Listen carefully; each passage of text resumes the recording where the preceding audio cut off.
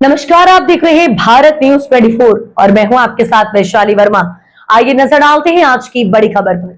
आम आदमी पार्टी के प्रदेश अध्यक्ष ईसुदान गढ़वी वर्तमान में डेडियापाड़ा के दौरे पर हैं। इस आदिवासी क्षेत्र के प्रति चिंता व्यक्त करते हुए उन्होंने कहा, मैं अभी गुजरात सीमा पर खड़ा हूं और जो आप सामने देख रहे हैं वह महाराष्ट्र की सीमा है।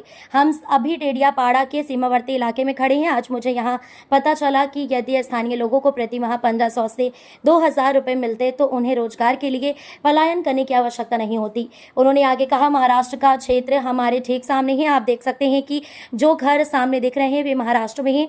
वहां लड़की बहन सरकारी योजना के तहत महिलाओं को प्रति माह 1500 रुपए मिलते हैं। यदि किसी घर में 2 या 3 महिलाएं हैं तो उन्हें 4 से 4500 रुपए मिलते हैं, जिससे वहां लोगों का पलायन रुक गया है। अन्यथा हमारे क्षेत्र का आदिवासी समुदाय मजदूरी के लिए अंकलेश्वर और भरूच जाने को मजबूर है।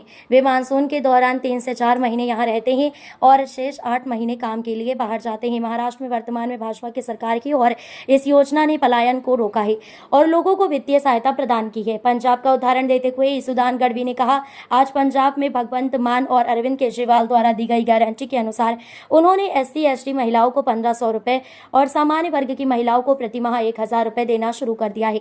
आज ही बहनों के खातों में 3 महीने के पैसे जमा हो गए हैं और पंजाब की महिलाओं को यह लाभ मिलना शुरू हो गया है।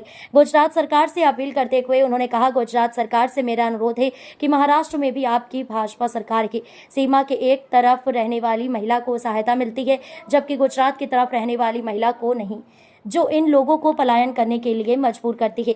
मेरा गुजरात सरकार से विनम्र अनुरोध है कि वे गुजरात की महिलाओं को भी 1500 से 2000 रुपए प्रति माह की वित्तीय सहायता प्रदान करें। अन्यथा यदि 2027 में आम आदमी पार्टी की सरकार आती है तो हम गारंटी देते हैं कि आपको कहीं भी पलायन करने की आवश्यकता नहीं होगी। आम आदमी पार्टी SC/ST महिलाओं को 2000 रुपए और अन्य महिलाओं को भी सहायता प्रदान करने की गारंटी पूरी करेगा। मेरा विनम्र अनुरोध है कि गुजरात सरकार इस मामले पर सकारात्मक रूप से सोचें। ईसुदान गढ़वी ने कहा, उनकी प्रतिक्रिया देखें और सुनें। जय हिंद, जय भारत, जय जय गढ़वी गुजरात। મિત્રો હું અત્યારે જે ઊભો છું એ આ ગુજરાતની બોર્ડર છે અને સામે છે એ મહારાષ્ટ્રની બોર્ડર છે। આપણે ડેડિયાપાડાના વિસ્તારમાં ઊભા છીએ। આજે મને અહીંથી જાણવા મળ્યું કે અહીંયા મહિને 1500 થી 2000 હોય મળી રહે તો આ લોકોને સ્થળાંતર કરવાની જરૂર ન પડે।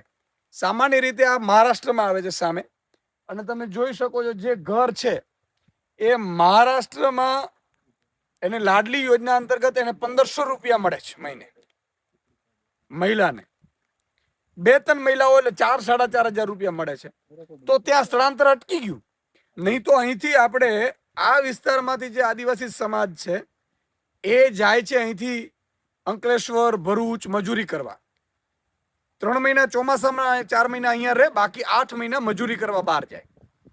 જ્યારે મહારાષ્ટ્રમાં આ યોજના લાગુ પડી ત્યાં ભાજપની સરકાર છે, ત્યાં આ લોકોને જે 1500 રૂપિયા લાડલી યોજનામાં મળે છે એ યોજનાથી આ લોકોનું સ્થળાંતર અટકી ગયું। બીજું આર્થિક સહાય મળી।